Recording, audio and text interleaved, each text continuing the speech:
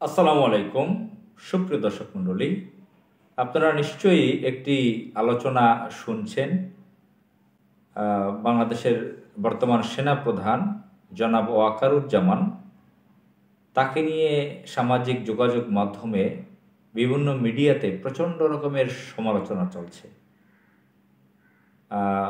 ছাত্র আন্দোলন যেটা আমাদের জুলাইয়ে ছিল, বিভিন্ন বর্ণের বিভিন্ন বয়সের মানুষ রাজপথে নেমেছিল, ছাত্ররাও বিশেষ ভূমিকায় ছিল রাজপথে। সেই ছাত্রদের সমন্বয়ক ছিল অনেকে। সেই সমন্বয়কদের মধ্যে হাসনাত আবদুল্লাহ নামের একজন যুবক তরুণ, তিনিও ছিলেন। তিনি ফেসবুকে একটা স্ট্যাটাস দিয়েছেন, সেখানে উল্লেখ করেছেন 11 এপ্রিল ক্যান্টনমেন্টে তাদের একটা বৈঠক হয়েছিল ওয়াকারুজ্জামানের সাথে। ওয়াকারুজ্জামান সেখানে বলেছেন কিভাবে আওয়ামী লীগকে নির্বাচনে আনতে হবে। সাবের হোসেন চৌধুরী, শিরিন শারমিন, ব্যারিস্টার তাপস, সোহেল দাস ইত্যাদি ইত্যাদি, অর্থাৎ আওয়ামী লীগকে নির্বাচনে আনতে হবে। এবং ডক্টর ইউনূস সম্পর্কে তিনি নেতিবাচক মন্তব্য করেছিলেন। আওয়ামী লীগের জনসমর্থন আছে এবং তিনি উল্লেখ করেছেন বারবার তাদের সাথে সমন্বয়কদের কাছে আওয়ামী লীগের জনসমর্থন আছে। এটা আরেকজন উপদেষ্টা, তরুণ সমন্বয়কদের মধ্যে আরেকজন উপদেষ্টা সজীব ভূঁইয়া, আসিফ মাহমুদ সজীব ভূঁইয়া, এলজিআরডি এবং ক্রীড়া যুব বিষয়ক যে উপদেষ্টা, তারও একটা ইন্টারভিউ দেখলাম, একটা ভিডিও দেখলাম। সেও সেখানে বলেছে ডক্টর ইউনূস সম্পর্কে অত্যন্ত নেতিবাচক মন্তব্য করেছে। সে মামলার আসামি ইত্যাদি। আওয়ামী লীগ 30-40%, 30-35% সমর্থন আছে। তারা তো চায় না ডক্টর ইউনূসকে, আদার্স অন্য কেউ উপদেষ্টা কেন হবে না? উপদেষ্টা হওয়ার আগের ঘটনা এগুলো, অর্থাৎ ইন্টারিম সরকার গঠন করার আগের ঘটনা ওয়াকারুজ্জামানের। আর এই সম্প্রতি মার্চ মাসে 11 মার্চ 2025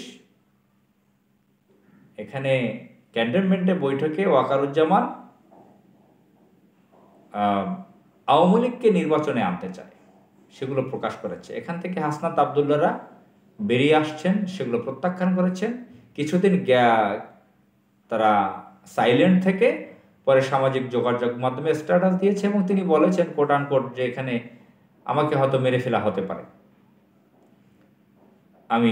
তারপরও আমি এটা প্রকাশ করলাম, কোট আনকোট। তো এগুলো আপনারা জেনেছেন বিভিন্ন মাধ্যমে, সামাজিক যোগাযোগ মাধ্যমে হয়তো আপনারা বেশি জেনেছেন, গণমাধ্যমগুলো তো এসে গেছে। তো এগুলো নিয়ে আলোচনা চলছে, সমালোচনা চলছে প্রত্যেকটা জায়গায়। এখন তো সামাজিক যোগাযোগ মাধ্যমের যুগ, ডিজিটাল যুগ, এসব খবর এক জায়গা থেকে আর এক জায়গায় যখন তখন ছড়িয়ে পড়ে, খুব দ্রুত ছড়িয়ে গেছে সারা দেশে, এখন এটাই আলোচনা। তো এই ওয়াকারুজ্জামান, বাংলাদেশের মানুষ খুব অল্পতে বাংলাদেশের মানুষকে বশ করা যায়। কোনো বিদেশি এক ভদ্রলোক বলেছিলেন আমার পরিচিত এক ব্যবসায়ীকে, যে বাংলাদেশের মানুষকে খুব দ্রুত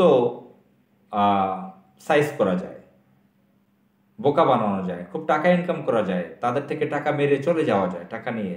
এখানে টাকা ইনকাম করা খুব সহজ। এখন পর্যন্ত এই আধুনিক যুগেও স্বামী স্ত্রীর বশকরণ তাবিজের কবিরাজদের কাছে হাজার হাজার মানুষ যায়, তারাও বিজ্ঞাপন দেয়। বাংলাদেশে হাজার হাজার পীর, মাজার পূজা। তো এগুলো বললাম এই জন্য ওয়াকারুজ্জামান অনেকের কাছে হিরো হয়েছেন, নায়ক হয়েছেন, অথচ সে একজন খলনায়ক, একজন মীরজাফর।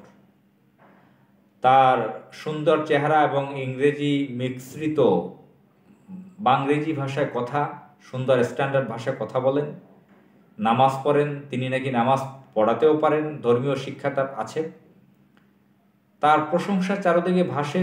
আমিও ব্যক্তিগতভাবে ভিডিও করে তার প্রশংসা করেছিলাম, কিন্তু অন্ততপক্ষে তার ব্যাপারে সন্দেহ আমার রয়ে গেছে যে যতই সে নামাজ পড়া ইমামতি করুক,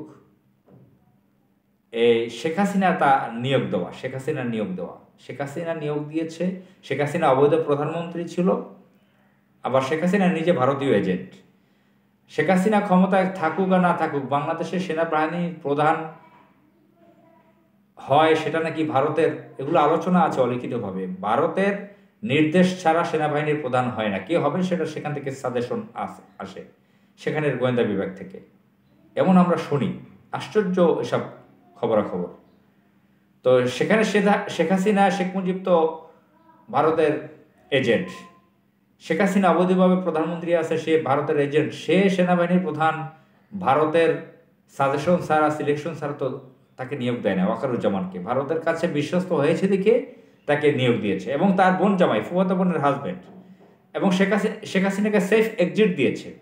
5 আগস্টে যেভাবে জনরোষ উঠেছিল, মানুষ শেখ হাসিনাকে যদি ধরতে পারতো, হয়তো গাদ্দাফির অবস্থার মতন হয়ে যেতে পারতো, এবং তাকে হয়তো সেটা না হলে তাকে বিচারের সম্মুখীন করা যেতে পারত। কিন্তু তাকে আত্মীয়তা সেফ এক্সিট দিয়েছে। এখন সে আওয়ামী লীগকে বাংলাদেশে প্রতিষ্ঠিত করতে চায়, শেখ হাসিনাকে ফেরত এনে রাজনীতিতে বহাল করতে চায়। এই ষড়যন্ত্রে ভারতের সাথে সে লিপ্ত রয়েছে। এগুলো বিভিন্ন মাধ্যমে আমরা শুনেছি। আমাদের বিভিন্ন দেশপ্রেমিক সাংবাদিকগণ অলরেডি অনেকবার জানিয়েছেন আমাদেরকে যে তার সাথে ভারতীয় সেনাবাহিনীর প্রধানের গোপন বৈঠক হয়েছে, গোপন কথা হয়েছে ওয়াকারুজ্জামানের সাথে। তো সে হচ্ছে মির্জাফরের ভূমিকায় রয়েছে। এদিকে আসিফ নজরুল, সে ভারতের হয়ে কাজ করতেছে, এটা নিয়ে আলোচনা আসছে। ওদিকে চুপ্পু, শাহাবুদ্দিন চুপ্পু, সে শেখ হাসিনার একটা দাস, কৃতদাস, সে রাষ্ট্রপতির চেয়ারে। কত ডেঞ্জারাস অবস্থায় আমাদের। আমরা বলে থাকি আমাদের বিপ্লব হয়েছে, 5 আগস্ট আমাদের বিপ্লব হয়েছে। বিপ্লব পরবর্তী একটি বিপ্লবী সরকার থাকবে। যে ইন্টারিম সরকার হয়েছে, এখানে অধিকাংশ উপদেষ্টাগণ খুবই দুর্বল। তারা প্রথম আলো ডেইলি স্টারের দিল্লির এজেন্ট, এনজিও, এখানে লালনবাদী ফরহাদ মাজারের স্ত্রীও আছে, দেশ বিরোধী, ইসলাম বিরোধী, বিভিন্ন ধরনের মির্জাফরি ক্যারেক্টারের লোকজন এখানে উপদেষ্টা পদে বসা। আবার এই তরুণদেরকে বানিয়েছে, তারাও হচ্ছে সেই প্রথম আলোর কাছে বিক্রি হয়ে গেছে। এটা আমরা দেখতে পারতেছি যে তরুণ কয়েকজনকে উপদেষ্টা বানানো হলো, তাদেরকেও প্রথম আলো কিনে ফেলেছে। দিল্লির প্রথম আলো তাদেরকে কিনে ফেলেছে। তো খুব কত বড় ডেঞ্জারাস অবস্থা আমরা আছি।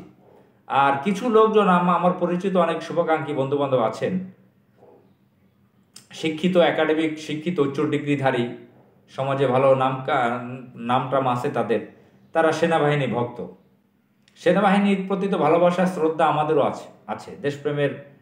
দেশপ্রেম যার আছে, সেনাবাহিনীর প্রতি ভালোবাসা থাকবে। আমরা জুলাইয়ে দেখেছি এই সেনাবাহিনী কিভাবে বাংলাদেশের মানুষকে, এই ছাত্রদেরকে মেরে ফেলেছে। যখন তারা আর পারলো না, তখন ফিরে গেছে। এখন সেখানে ধন্যবাদ দিচ্ছে সেনাবাহিনীকে। বাংলাদেশের পাবলিক অল্পতে ভুলে যায়। এই ভিডিওগুলো এখন পর্যন্ত আছে, সেনাবাহিনী কিভাবে মেরেছে মোহাম্মদপুরে বিভিন্ন জায়গায়। সেনাবাহিনী তো তার অ্যাকশন শেখ হাসিনার কথা অনুযায়ী চালিয়ে যাচ্ছিল, মানুষ মারার অ্যাকশনগুলো, যে অপারেশন, যে সন্ত্রাসী কর্মকাণ্ড, সেগুলো চালিয়ে যাচ্ছিল। এদিকে জাতিসংঘ বলতেছে, আমরা নিষেধ করেছিলাম, সাবধান করেছিলাম সেনাবাহিনীকে, যদি তোমরা এভাবে করো ছাত্রদের উপরে বর্বরতা, তাহলে তোমাদেরকে শান্তি মিশনে নিব না।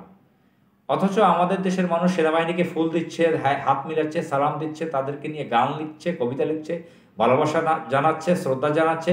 সেনাবাহিনীর প্রধান ওয়াকারুজ্জামানকে নিয়ে শ্রদ্ধা, ভালোবাসার, চাটুকারিতার অভাব নেই। তার সাথে দেখা করে অনেকে খুব সুন্দর সুন্দর কথা, তাকে নিয়ে নানান ধরনের সুন্দর সুন্দর কথা প্রচার করছে, আবেগীয় কথা। অত্যন্ত ডেঞ্জারাস পরিস্থিতি। এই ওয়াকারুজ্জামানকে এবং চুপ্পুকে খুব দ্রুত তাদেরকে লাথি মেরে বের করা দেওয়া দরকার।